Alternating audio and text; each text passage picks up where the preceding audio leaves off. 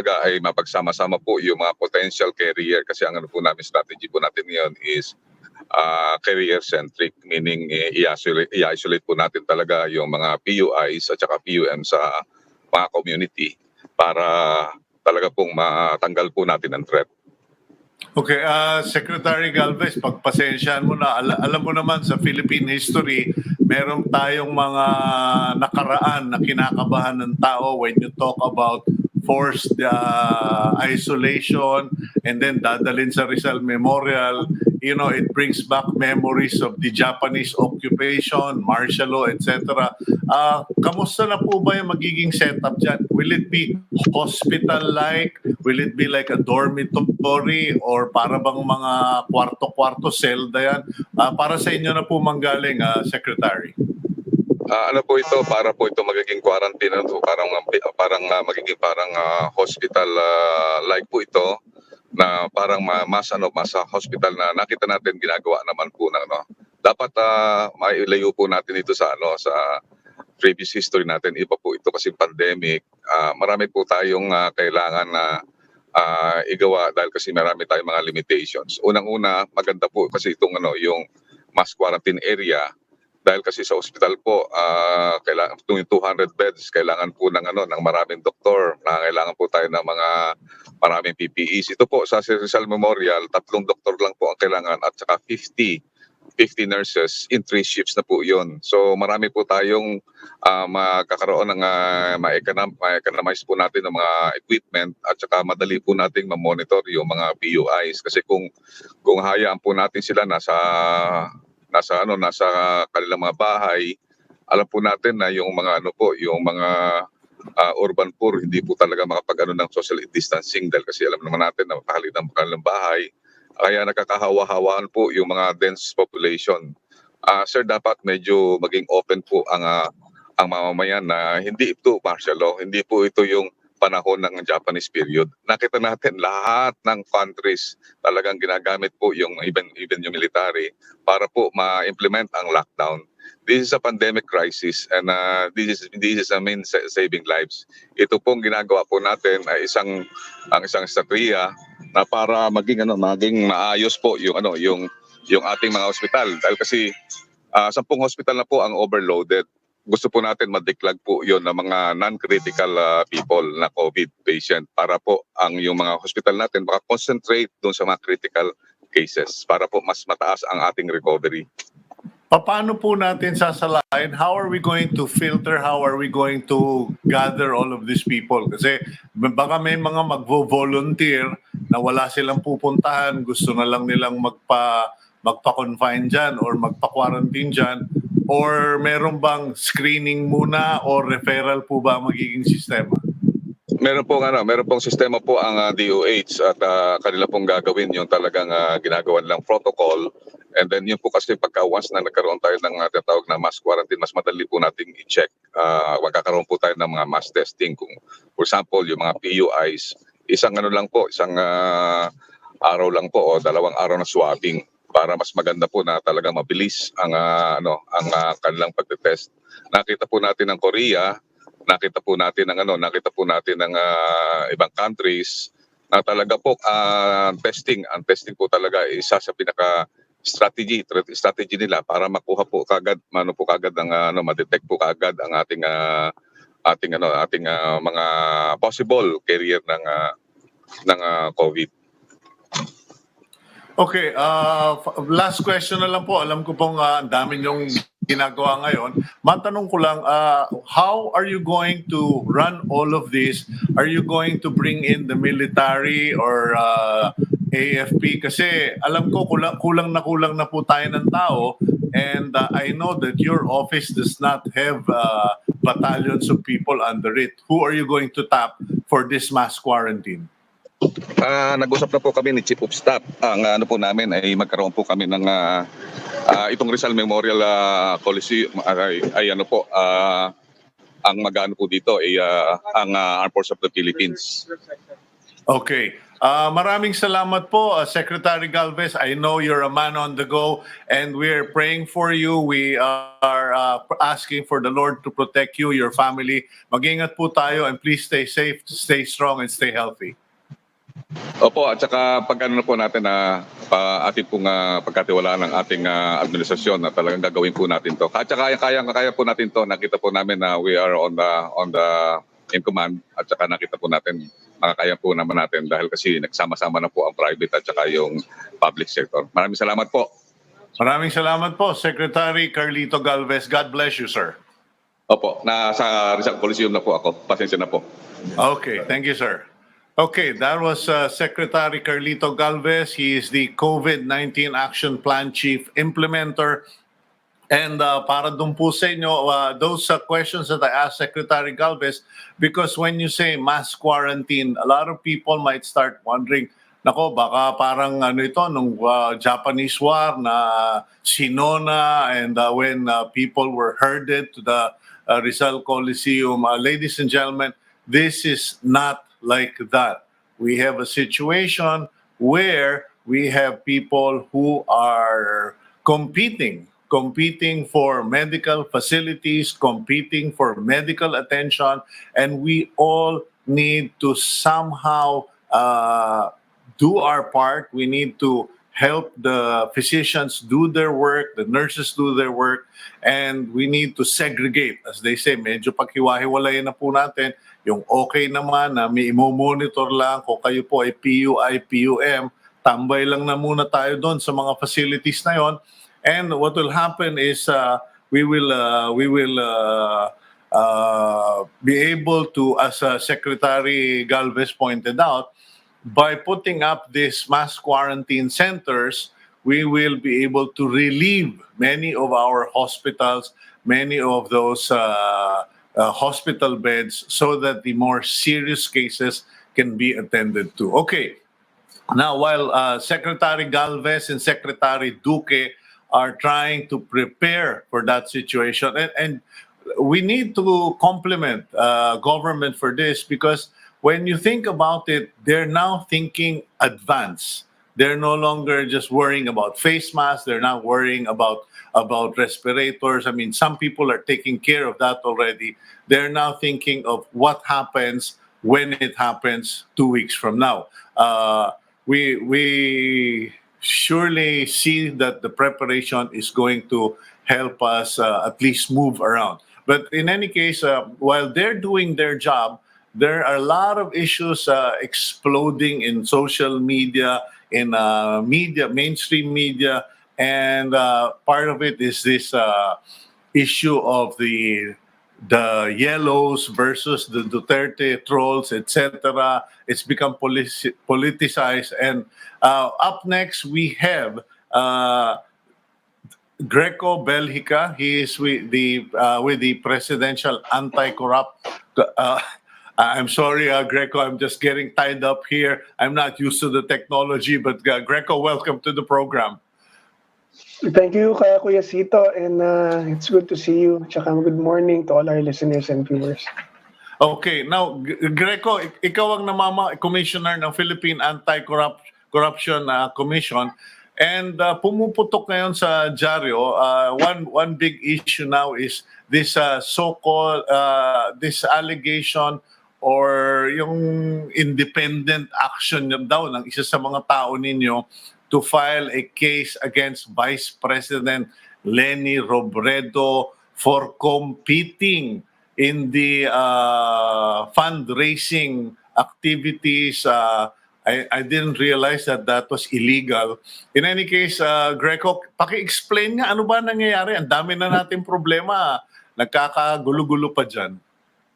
Yeah, the Presidential Anti-Corruption Commission, or PACC, has no issuance or memorandums or intentions or actions to have Vice President Leni Robredo investigated, nor anyone who is trying to help today, ng ating mga frontliners, ang mga nangangailangan tao. Wala po kaming pinaiimbestigahan at pinag-usapan na pag-iimbestigahan. Kami po ay isang komisyon. We are composed of 4 commissioners and 1 chairman. So we do our decisions po collegially. And this comment that came out in the news came from one commissioner on his personal private capacity. The commission was not aware of it. Nagulat po kami lahat kahapon when news came out. So nagtawag kaagad po ako, tinawagan ko kaagad ang mga commissioners, pati po ang chairman to clear out, ano ba to, sino ba to?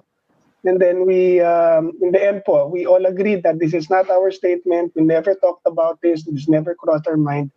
And inadmit naman po ng isang commissioner na kanya lamang po yun. And he was reprimanded and he was ordered to nag-gag order na po sa kanya ngayon, and it was really uncalled for. Wala pong gano'n. In fact, we are very thankful sa lahat ng taong tumutulong on their personal capacity. Wala akong kulay ngayon, wala akong politika ngayon. Red, white, blue, yellow, green, Pilipino tayo lahat ngayon. Ang kalaban po natin, COVID. And there's no time for politicking, and that's just way off po yung ginawa niya pong yun. And patapusin lang po natin tong ating laban, i-concentrate lang po natin doon, and then we will act on these things. Pati ho yung mga issues na naitanong niyo na sa akin kanina, Kuya Sito. Pati yung mga nangungupit, pati yung corruption, i-deal natin yan later. Actually, yan ngayon na naging pulaan or speculation. There's a lot of people who are siguro parang historical na lang, traditional na lang, that if there's an epidemic or there is a catastrophe, parang pinagdududaan na natin or ng marami na sigurado magkakaroon ng nakawan dyan, especially with relief goods, etc. Ngayon, sa Presidential Anti-Corruption Commission, may natatanggap na ba kayo ng actual na mga complaints, na yung masasabi mong legitimate complaints, na mukhang may nagkanakawan dito or nagkaroon ng kupit dito? Okay, don't worry, Greco. Greco, that's the new life. New normal yan na may baby o may hihiyaw sa likod. But meron na ba kayo nakuha? Sir, yes, we've been receiving reports, and we've been opening the messenger, Viber, cell phone from day one on lockdown. Nakapagpahuli na po tayo, nagpapa-verify po tayo na daily basis from the reports that we've been receiving. We're easily accessible po sa messenger, sa Viber. If you don't know my number, go through my messenger. Hanapin niyo lang yung Greco Bellica, meron po kami profile picture ni PRD po doon. And just send me and throw me the information. So of course, I've kept all their identities in confidence. Meron pong mga allegations na hinold ng mga PPEs. Pinahuli po natin yan. Meron po tayong mga pinaraid. Meron po mga sumbong na ayaw papasukin yung mga pagkain na papunta sa Marawi, mga pagkain na nagkukross. In-address po natin yan at pinapasok. From the beginning, we have been helping in the background, the IATF, ako po and Senator Bongo has been helping each other. Ako po have been helping in the background to recommend and do policies. Kaya maraming nabago sa initial policies. So, as to corruption, marami po. Every day we've been receiving complaints. Ngayon lang po, pagising ko, I have already 300 text messages on my phone. I receive this regularly, and sagot po namin yan. I'll end up probably with 1,000 to 2,000 messages today again. And so kasi po, that all of us are new to this So pati yung parties really has to change, So government is acting on things as it comes. So ganun po. Yung possibility ng corruption, totoo po yan, and we are aware of it, and we are acting on it. Kaya po si Presidente already had cut down the process and yung mga dadaanan. Ngayon, tinanggal na niya ang LGU, tinanggal na niya ang barangay, direkta na po ang national government, DSWD, na DILG, sa pamamigay po ng pera, dahil kita natin madami pong LGUs ang pumalpak dun sa relief pa lang. So, and this was raised up during the when the policy was being drafted, kaya si Presidente cut cut off yung barangay tsaka yan pong LGU sa pamimigay.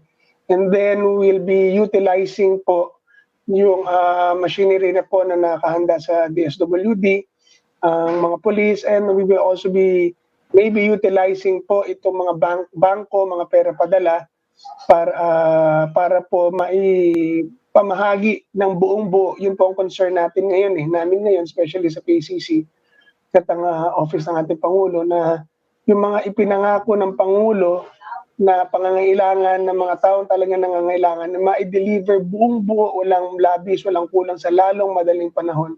Dahil kailangan po ng ating mga babayan po yan. So we will be monitoring, and that's why I've been giving a stern warning to the barangays or the government officials na huwag nilang bawasan, huwag nilang patagalin, wala pahirapan, dahil if it gets to us, there will be a day of reckoning. I promise you, I will fight cases against you and I will have you arrested habang kaya ko po.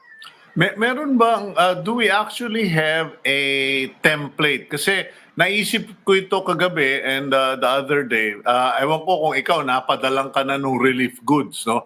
Kami dito, kahit na medyo middle class, upper class na yung neighborhood ng Kapitolyo, at least kami napapadalan pa rin naman kami ng relief goods na pinapasa namin sa mga security guards, sa mga basurero, etc. But matanong ko, is there a standard by which we can determine whether barangay captains are actually complying or dinadaya or tinitipid itong mga relief goods? Because nadidinig ko lagi, ang variation, dalawang klase lang 2 kilos of rice and 2 cans of sardines, or 2 kilos of rice and 2 packs of mami. And I'm asking myself, bakit yung iba merong pang vitamins, yung iba may mask. So meron ba tayong standard na pwedeng sabihin sa inyo ng mga mamamayan, Chairman Greco, dinadaya ho kami dito yung noodle namin, old stock, yung noodle namin, yung pinakamura. Kasi I think there should be a standard if we're saying that this is government issued. Yeah. Of course, kahapon po pinag-usapan namin ni Secretary Bautista po yan dahil yun nga isa natin nakita ang problema. Ang DSWD po meron standards. I think they will be giving 6 kilos of rice. Tapos meron standard po yung isang kahon yan. Sardines, noodles, and standard po sa kanila yan. Ang iba-iba ho is yung LGU tsaka sa barangay dahil diskarte po ng mga namamahala yan. And yan din po ang naging sukatan natin at ng Pangulo kung bakit inalis na dahil nakita nga na pumalpak ang sistema. Dahil kasi Greco, that's my problem. Yung when you use the word diskarte, it's really up to the barangay captains to make the shot or make the call. Pero ang problema sa diskarte, dyan din nangyayari yung discount at yung kupit. And I just want to know, kayo ba kahit yung mga maliliit na bagay na yan, because of COVID-19 and because of the severity of the situation, pati maliit, papatulan nyo na? Because I remember when I last guested you on the show, we were focused more on the big fish. Mga malalaking opisyal, matataas na opisyal na nangungurakot. But now, because of all of this, pati ba yung maliliit na yan, yung mga barangay official na yan, papatulan nyo na rin? DILG po yan, sir, specifically sa office ni Yusek Dino. So I've been coordinating closely. We have been coordinating closely kasi nakakatanggap na rin po kami ng complaints. Pero with regards to diskarte po, yun nga po ang issue. Dahil meron kasi kanya-kanyang ECQ funds ang barangay, ang local government. So, plus meron din ng national government. So, nandun po ang para nagkakaroon ng bottleneck dahil the barangay has to use their money first and then the LGU and then the national government. So, as to saan kukunin yung pondo, may pera naman ang problema, saan kukuhain. And then, of course, everybody will be saying, wala kaming pera, etc., etc. So, kaya nandun sa leadership po nung nasa taas kung paano niya sasabihin at bibigay ang direksyon at patatakbuhin ng kanyang mga nasa sakupan. And then, sir, basta malinaw sa national government, sa ITF, malinaw po ang mga policies na nakalatag. Tapos yung implementation po, doon po tayo magkakaroon ng malaking trabaho para maipaliwanag kung saan at kung paano ang gagawin. And then at the same time, after it, audit. Dahil, of course, after this, yun ang tanungan. Bakit yung barangay A, 5 kilo, bakit ikaw barangay B, 2 kilo lang? Nasaan ang pondo mo? Doon po magkakaroon ng tanungan. Kaya, although po ito will happen in the post, but then sana nga po wag na natin paabutin doon dahil magkakahulian pa rin po. And then yung isa po nga issue yung kaya inalis talaga ng Pangulo yan sa mga barangay at LGU dahil yun nasabi ko, hindi naman bago sa isip natin yung mga bumobotong patay, yung mga nasa listahan na patay na, so mga resibong ginagawa. So ang hirap pong pigilin, 42,000 ng barangay, hindi naman lahat gagawin yan. Pero if the opportunity presents itself, then baka mangyari po yan. So hindi lang barangay, pati sa local government. So kaya po ngayon wala na po yan. Lilinawin po namin ni Secretary Bautista. We have a scheduled meeting. At saka pamimigay po mamaya yung first pamimigay nitong amelioration. So we'll be there po, and ako po babantayan po namin mamaya, titingnan namin yung record, titingnan namin yung proseso pang bigay para maging malinaw sa taong bayan kung what to expect and where to go. Okay, so there will be a day of reckoning. Pag natapos na lahat ito, there will be comparisons who gave what, who spent what, and who should be put in front of the judge. Maraming salamat sa iyo, Commissioner Greco Bellica of the Presidential Anti-Corruption Commission. You stay safe, you stay strong, and asikasuhin mo na yung baby mo na nasa background. Thank you, sir. God bless. God bless, Kuya Sito. God bless sa Philippines. Panalangin natin ang Pangulo, panalangin natin ang bayan. Maraming salamat po sa inyo. Okay, thank you very much, Commissioner. And we continue with the program. And at this point, let me give some news for our viewers who are out there who have no access to the newspapers. Of course, as I always do in the morning, or I try to do in the morning, of course, here's the Philippine Star.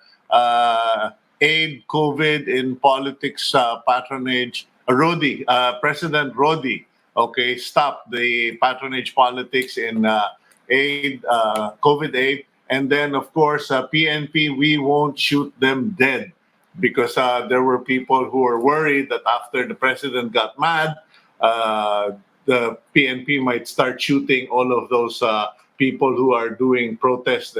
And then, sadly, here in the bottom of the page, the front page, you have that article with, let me just, my coordination is so poor. Unfortunately, our ambassador to Lebanon, Ambassador Bernadita Catalia, age 62, succumbed to COVID-19. She had served the DFA. She's a career diplomat, served the country for 27 years, and unfortunately, she passed away. I think it was midnight Beirut time yesterday. And then now the Interagency Task Force has also declared that everyone who steps out of their house now has to wear a mask, a face mask. It may not be N95, but you have to wear a face mask. That debate is still a raging debate in the United States, but most of Europe have already embraced that, pointing out to Asia, where we seem to have a better grasp of things. We seem to have a more manageable situation in countries where we use face masks. Now, for those of you who are wondering about this face mask issue, let me just point out to you why you need to wear a face mask. Because there are confirmed asymptomatic cases. Mga taong hindi naman inuubo, nilalagnat, walang sakit, pero carrier pala ng COVID-19 virus. Now, let's go to our next guest. We have with us I have to check whether we have DSWD Secretary Bautista on the line. Good morning, Secretary Bautista. Welcome to Agenda. Secretary? Hello, Secretary. Yeah, good morning, Sir Sito. Ay, Sito lang po. Sir, magandang umaga po sa inyo. I hope that you are well and that you are not feeling any of these problems with COVID-19. How are you, sir? I'm okay, Sito, and hopefully I might be able to finish my quarantine by tomorrow. So, pwede na ulit ikot-ikot. Okay, Sa sasabak na naman po kayo. Now, I don't envy your situation because aside from being in quarantine, I have been placed in that quarantine before. But I think the unenviable task, pinakamalaking problema mo ngayon, is managing these billions of pesos or several billion pesos para dito sa ating social amelioration. Ano na po ba ang nangyayari? Ano ang plano? Actually, Sir Sito, kahapon, when the initial tranche of the 100 billion that was given to us from the DBM, we immediately processed all the documents. In fact, in just one day, we were able to deposit an amount intended for the for-peace beneficiaries. When we say deposit to the land bank, and by today, hopefully all the beneficiaries of the for-peace can now withdraw their money so that they can use it on their daily needs. Kaya itong mga for-peace na to, they are easy to determine because they are already on the list of the beneficiaries, meaning to say every month they get the salary, so we do not have a hard time of validating them. So they are deposited in the cash card. This cash card is at the same time a debit card wherein they can use it for withdrawal in the land bank, any branch.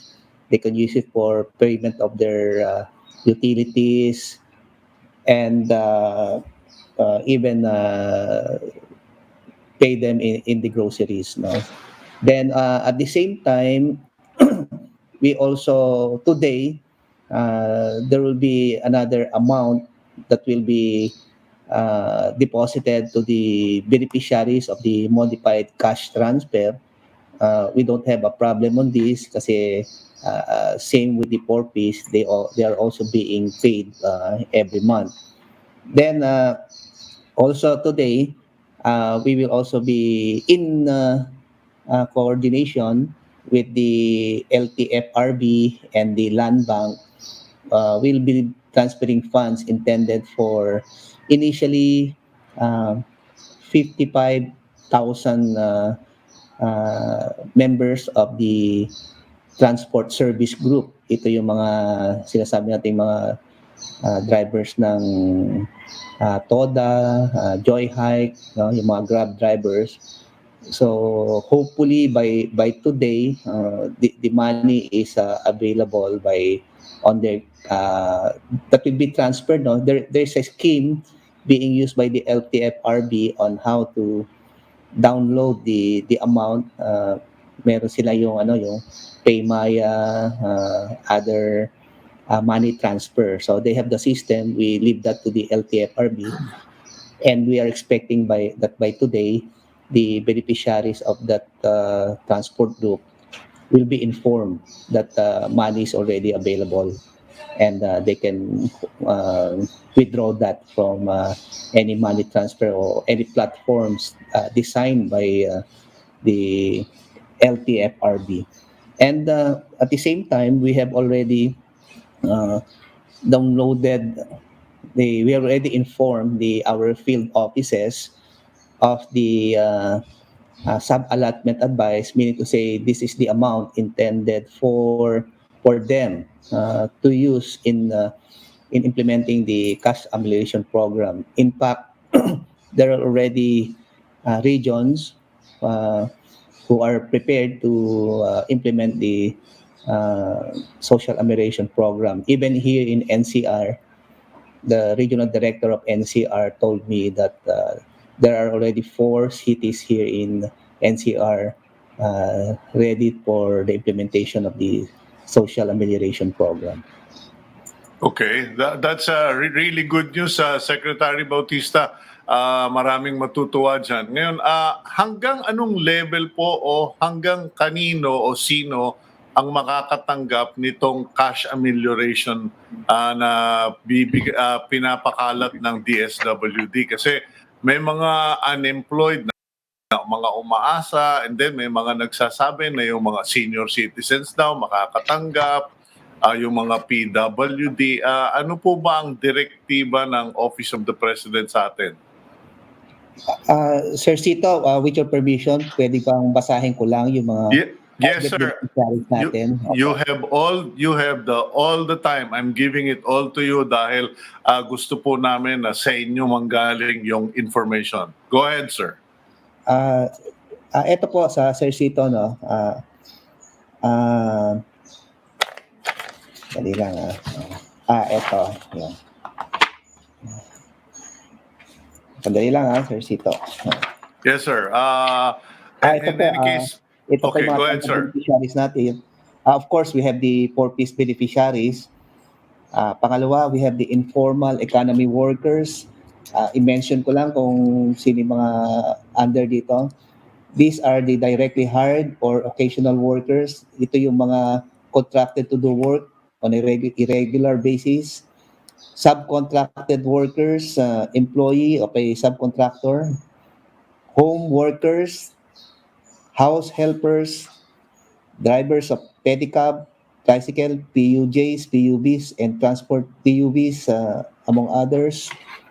Transportation network, vehicle service drivers, micro entrepreneurs and producers, operators of sari-sari stores, family enterprise owners, sub-minimum wage earners, farmers, employees affected by no work, no pay, stranded workers, senior citizens, persons with disability, pregnant and lactating women, solo parents, overseas Filipinos in distress. We have to coordinate this with DOLE, indigenous people, underprivileged and homeless individuals, and other members of the vulnerable sectors. Anyway, Sir Sito, we have provided the guidelines on the cities and municipalities so that they will be guided accordingly kung sino ba yung sinasabi nating mga target beneficiaries. Okay, so kanino po manggagaling ang first move? Who has to make the first move? Because we are all under quarantine, many of these, in fact, next door may construction, stranded ang mga workers, wala silang pupuntahan. Na kanino po ang first move sa bagay na ito? Will it be the barangay? Kasi I know na yung mayors, they've already gathered all the information regarding their tricycle drivers, jeepney drivers, etc. Now, as far as all of this, ano ang gagawin ng tao para makasama sila sa listahan ninyo? Actually, ang unang ginawa dito is from the DSWD, nagbigay kami ng template for the social amelioration card. No? Okay. From given to the municipality or city LGU or even the province, then i-reproduce po ito ng LGU kasi meron naman itong barcode. Then they will going to distribute it either by barangay. Yung means po kung paano lang i-distribute, we leave that to the LGU. Then there will be two copies of the social amelioration card. Ipapapil up po to sa target beneficiaries. Pag na-fill upan po yon, yung isang copy ay may iwan po ito sa target beneficiary. Yung isa, ibabalik sa munisipyo. Then sa munisipyo, yung kopya po doon, ibibigay po sa DSWD, field office or regional office. And that starts the validation. Ito po ang pinaka-critical to na i-validate para to ensure na yung cash amelioration fund will really be received by yung target beneficiaries. Pero ano to simultaneous actions to na ang ginawa namin condition dito, though hindi pa fully validated, we will just provide the transfer of funds to the LGU after the signing of the MOA. Kaya So para bali ibibigay mo na yung logistics, pakawalan nyo na yung pondo, documents to follow or documents subject to verification, and then sa bandang huli na lang tayo magkwekwentahan ng listahan. Yes, sir. Tuloy-tuloy po ang validation. So anyway, ang point naman dito is since ang LGU knows the profile of their community, kaya Yes. apparently madali na lang po yung validation na yan in Okay. fact, yung mga ibang may mga ibang LGU na mabibilis, kaya sila rin po ang most likely maunang makapag-implement ng social amelioration program. Pero nais ko lang linawin na yung pag-distribute nito there will be a monitoring team, no, to be composed of the AFP, PNP, DILG, DSWD, just to ensure na yung ayuda ay talagang matatanggap ng mga rightful target beneficiaries. Okay, last question ko na lang, Secretary Bautista. Ano po ang timeline? How many days, how many weeks? Kasi marami na namang mga nagmamagaling dyan, sinasabi masyadong mabagal, masyadong matagal. Sabi ko nga doon sa column ko, akala ninyo humihingi kayo ng pera sa fast food o sa drive-thru. Just to manage the expectation of people, how soon will, yung 4Ps, alam natin, kinascade nyo na yan as of today. And then some of the transport sector, kinakascade nyo na through LTFRB. But for the rest of those people on the list, what's the realistic timeline? Sir, actually, may mga LGUs kasi, sir, na mabibilis, no? In fact, as I mentioned earlier, today, meron nang mag-implement ng cash amelioration program. Okay. So, if the LGU can, sabihin natin, matapos lahat yung hindi naman yung requirement naman namin is not stringent So, kung matapos lang yun, hopefully by 2 or 3 days ma-implement yung cash amelioration program. Pero sabi ko nga, Sito, na we depend on the LGU kung kaano sila kabilis mag-process o kaya maano yung requirement. Ang critical, ang importante lang naman dito is after the signing of the MOA, no? Yeah. So in terms of validation, Sito, i-share ko lang Go ahead, please. May mga nagsasabi kasing LGU na dapat istiktuhan namin ang validation. So yung iba naman sabi na luwangan natin yung validation. Sabi namin, we leave that to the LGU kasi kayo ang nakakaalam ng profile ng inyong mga constituents. Ang sabi lang ng iba, syempre that is a people's money. So we have to ensure na lahat ng mga katanggap doon ay talaga yung qualified at credible na target beneficiaries. At the same time, yung nakukuha rin namin sa ground na they want to ensure that there will be no duplication of uh, assistance na binibigay doon sa target beneficiaries. Kasi alam naman natin na bukod dito sa cash amelioration program, there are other assistance na provided din ng LGU at the same time sa mga agencies in terms of food and non-food items. Okay. Well, that's a lot of good news. So 2 to 3 days, the social amelioration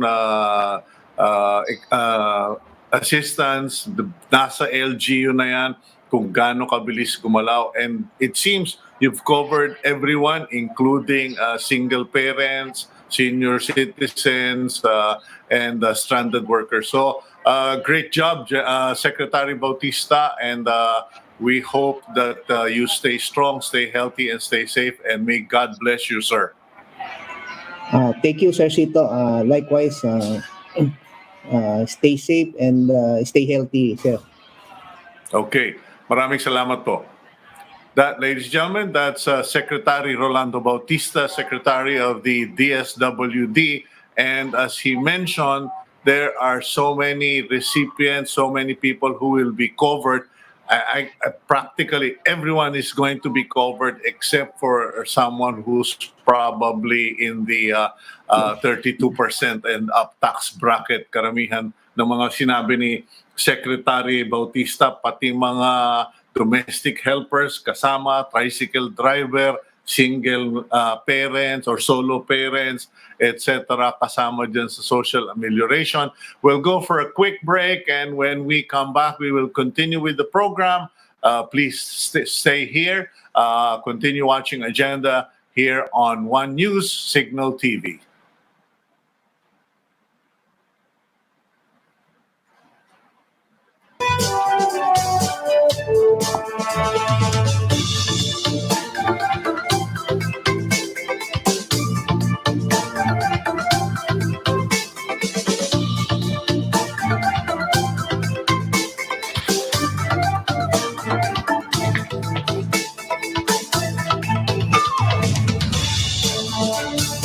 Hello.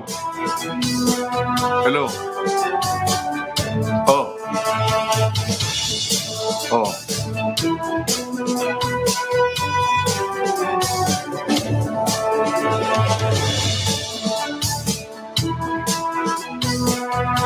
Oh. Okay, okay. Nakadikit ba siya kay Duque? Ay, naku. Oo. Kasi magkasama ngayon si Duque at saka si Gal.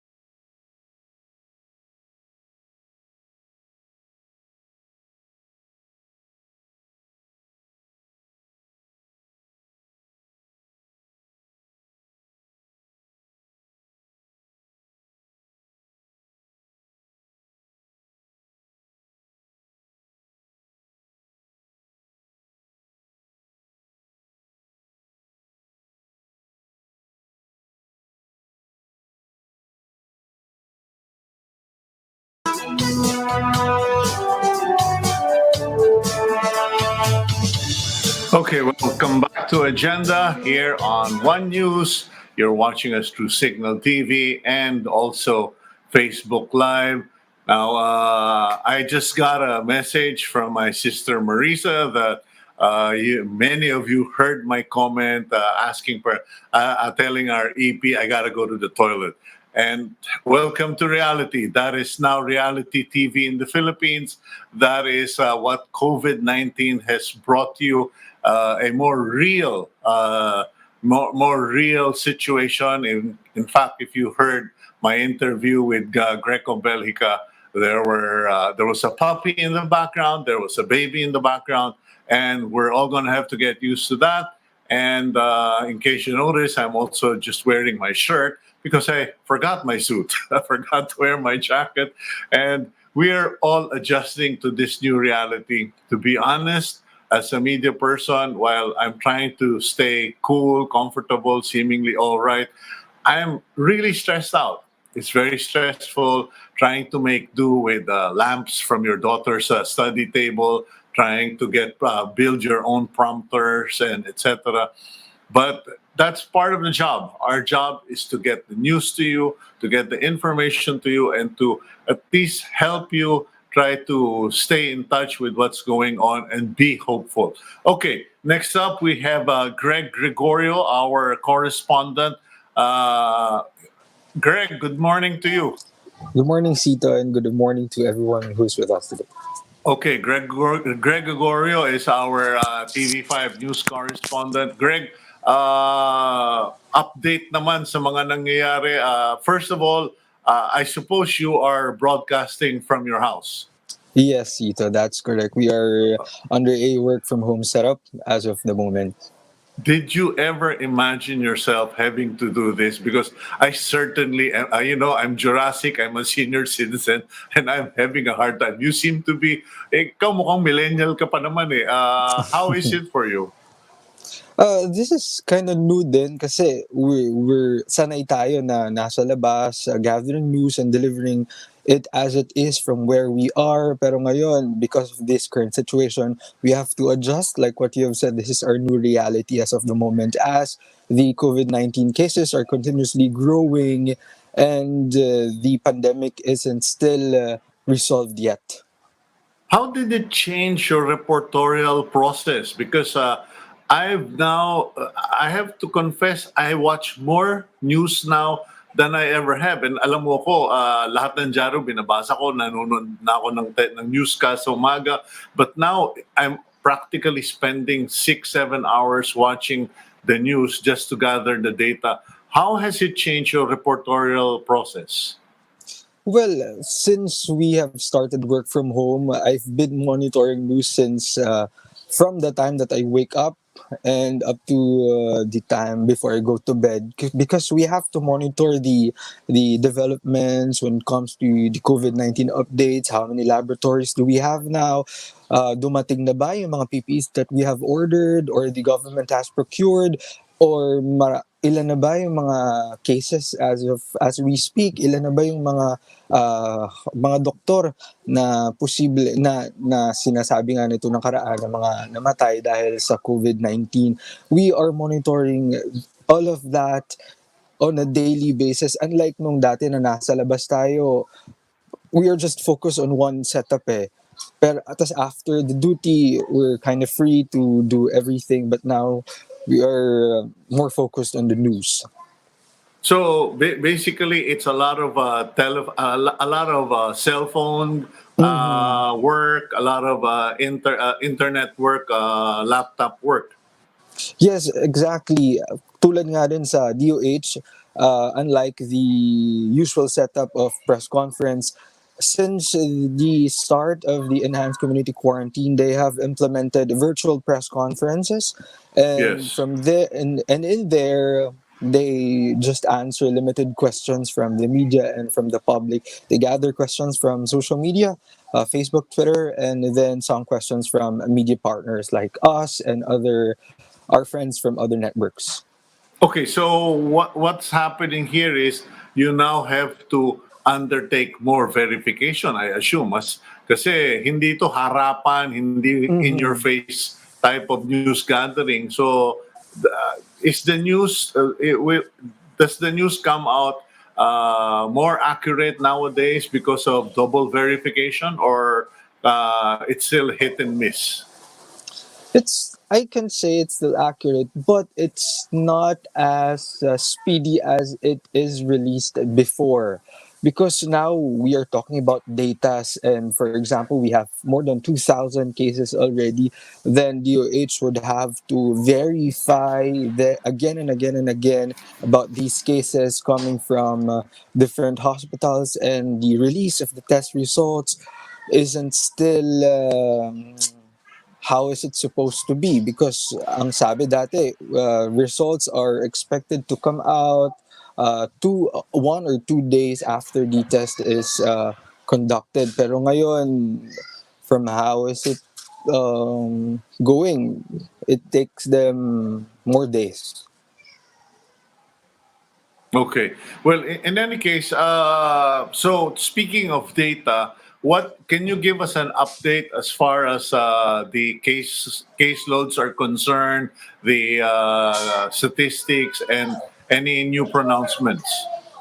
Yes, on the statistics, we now have 2,633 COVID 19 cases in the country. That's after the DOH has recorded an additional 322 cases from April 1 to April 2. And our COVID 19 mortalities has now reached the 100 mark. In fact, we now have 107 patients who have died because of COVID 19, and we have 51 patients who have recovered from the virus. And the with this additional cases on a daily basis, the Department of Health said this is still an artificial rise because of the increasing testing capacity. We can now get the results of those backlog specimens from the days before, prior to the arrival of testing kits as donated by other countries. So all of these cases that are coming up in the reports or in the updates are not necessarily new contaminations. They could very well be pre-existing cases, mga dati ng mga may sakit na nandiyan dyan sa lipunan, pero hindi natin alam kasi at that time, months back, we were not able and we did not have the means to test. So, but as far as this flatten the curve campaign, are there any indicators that would tell us, hey, something is changing? Kasi minomonitor ko, I actually do daily clippings of the DOH updates, and there are good days and there are bad days, but there's nothing there that tells me whether it's working or not working. Yes, Ito, according to the Department of Health, in a few days we can now see the real time increase of cases. That is with the increasing testing capacity of the Philippines. In fact, as we speak, we now have 8 laboratories conducting independent COVID 19 testing across the nation. These are the Baguio General Hospital, aside from the Research Institute for Tropical Medicine, who's been conducting the test since day one. We now have Baguio's General Hospital Medical Center, San Lazaro Hospital, Vicente Soto Memorial Medical Center, Southern Philippines Medical Center, and the UP National Institute of Health as an extension laboratory. And we also have Lung Center of the Philippines and Western Visayas Medical Center. Itong Western Visayas Medical Center, yan yung bagong dagdag doon sa ating mga laboratories na nakapag-test na ng COVID-19. Kakapasa lang nila sa five stages of accreditation from the RITM. Tapos we have five more laboratories that are under stage 4 of the accreditation. Yan yung Bicol Public Health Laboratory, Victoriano Luna Hospital, St. Luke's Medical Center in QC and in Taguig, also the Medical City. Sabi ni Secretary Duque kahapon, sa mga susunod na araw pwede na silang mabigyan nitong certificate na pwede na silang makapag-test. Pagka nabigyan na sila ng certificate, mas bibilis yung testing natin. Hindi lang sinabi kung kailan eksakto talaga, pero dahil dito, makikita na natin yung real-time na increase ng ating mga cases. Okay, so at least the good news is there are more testing facilities, there are more testing laboratories. The DOH is confident that we will start seeing movement and signs of this curve slowly going down, but all of that remains to be seen. Anyway, Greg, it was good to touch base with you today, and we hope that, like all of us, you will stay indoors for the time being. Pare-pareho na lang tayong detainee ni COVID-19. You stay strong, stay healthy, and stay safe. Thank you, Sito, and stay safe then. Okay. From Greg Gregorio, our news correspondent at TV5, we now move to our next guest, Carlo Carlon. Carlo Carlon is the project founder of Lend the Bike. Good morning, Carlo. Are you on air? Yes, good morning, Okay, I Sir can hear. Sito. Good morning. Okay, I can hear you, Carlo, and congratulations on being one of those Filipinos who's taken an initiative to help people, particularly our frontliners. Can you please give us a quick background on what got you to establish Lend the Bike and what is it all about? Okay.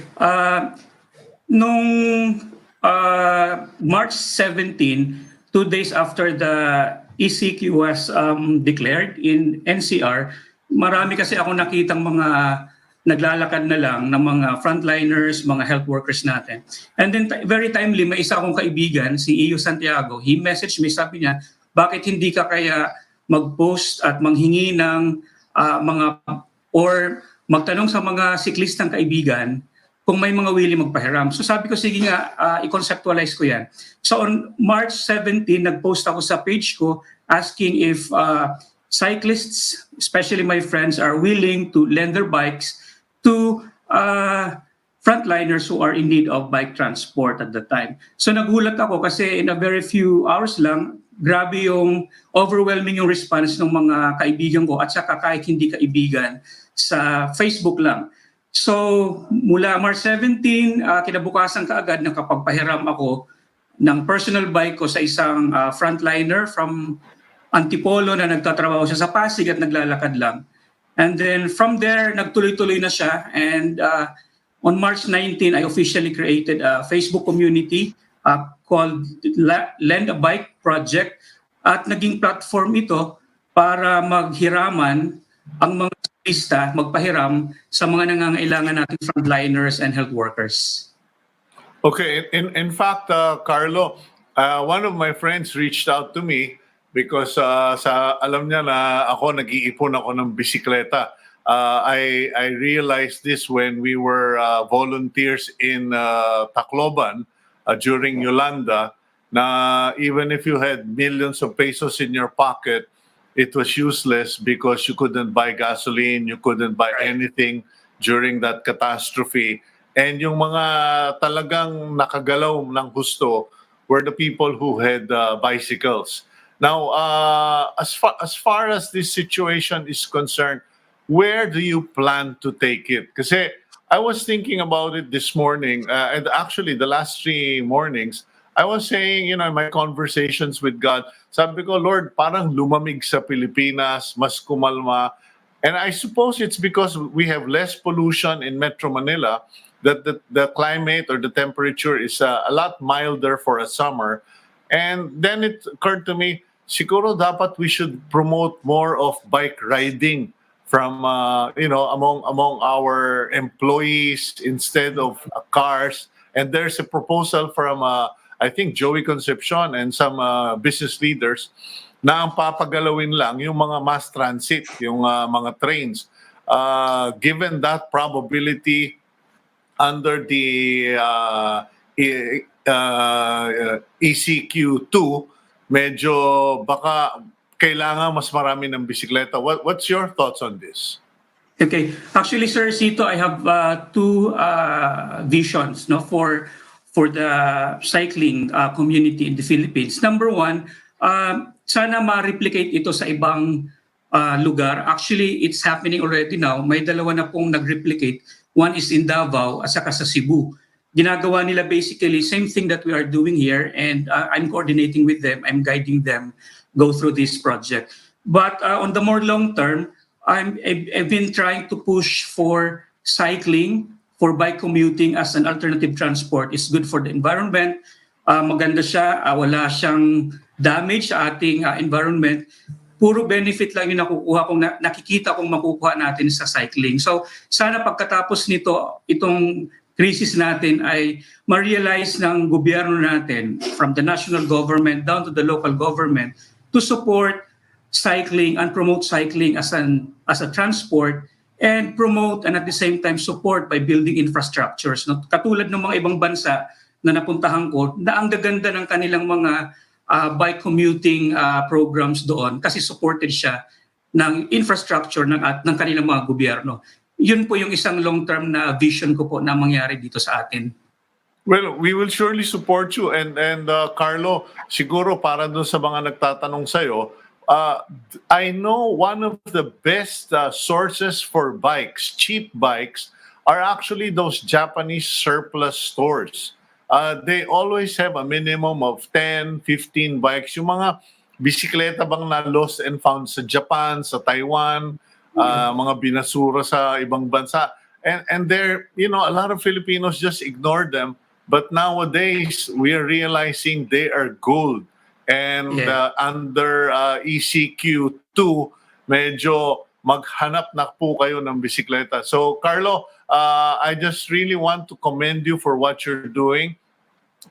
You can get my direct number from my staff, and let's work together on this because I really believe that we're going to need all the bicycles we can get after the initial quarantine because marami tayong mga empleyado. And by the way, yung aking kapatid sa pananampalataya, Kim Atienza, and my colleague in media, he actually bikes to their studio, I think something like 20 kilometers. And sabi niya, after a week, manina, kayang-kaya na.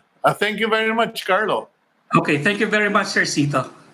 Okay, that's Carlo Carlon, Lend the Bike Project founder, and another Filipino trying to do something for the Philippines in COVID-19. Well, that's it for today, ladies and gentlemen. We just want to thank you for joining us today. Pagpasensyahan nyo na po yung aming mga maliliit na mga glitches, bloopers, yung pamamaalam para pumunta sa banyo, ganun talaga. Yan po ang realidad under COVID-19. Wala nang hiya-hiya, trabaho lang. And may I ask all of you, please, let's work together. Magtulungan tayo. Watch my back as I watch your back. Let's not bitch and moan. Let's start praying because we need to be Filipinos helping each other, not fighting with each other. This is today's episode of Agenda. Please stay strong, stay safe, stay healthy, and may God bless all of you. We love you.